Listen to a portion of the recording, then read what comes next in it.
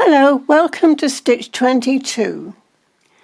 This is week 13, lucky 13, and this week we're going to be looking at the stitch called herringbone.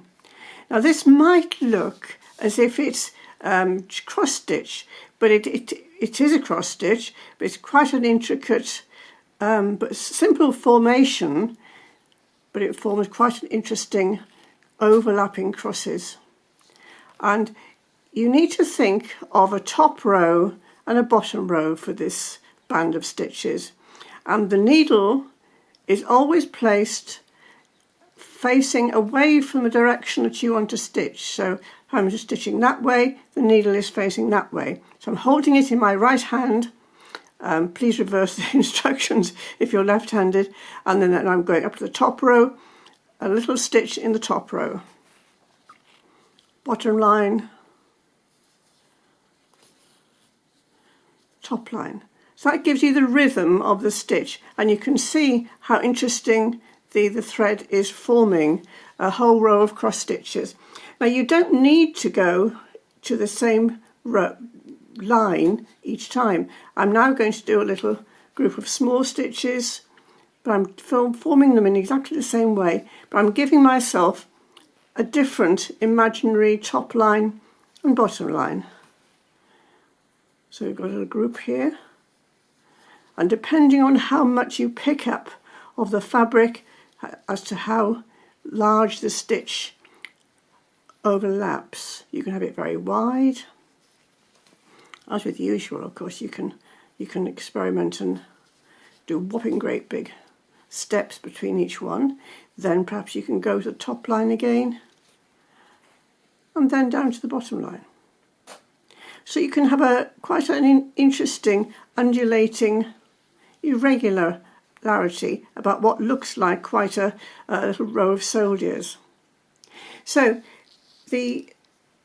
another formation that you can think of making is you can put them in slight curves, and you can see here I'll be just following the curve of the blueprint, which is on the back of my shopping bag fabric.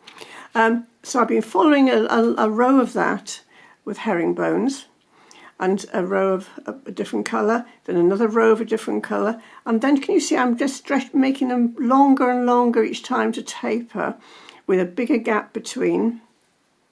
And now I want to show you that you can actually build another layer of herringbone on top of a previous one by working in and out, just making a slightly different size, but you're working on top. And actually what I'm doing is I'm trying to insert the needle into the gaps between the previous stitches, so that they will actually, if you can see, make a sort of a quite interesting pattern. It's another bonus of working small stitches on top of big stitches, the long stitches. You can see the big stitches long stitches could get quite gapy and loopy and not hold their line. So putting another row on top actually just holds them down, supports them down in some way. And another little sample I've started here is where I'm using the little stitches and making them bigger and bigger until I'm making almost like an oval shape. So first of all, top line, bottom line, so you keep thinking of that all the time. A little bit at the top and a little bit at the bottom. And this time I'm making them slightly further apart. Excuse me. So that it makes it a tapered shape, so it gets wider, wider. I'm almost filling in spaces in almost a little, I'm playing with it really, like a patchwork. And then a small one here.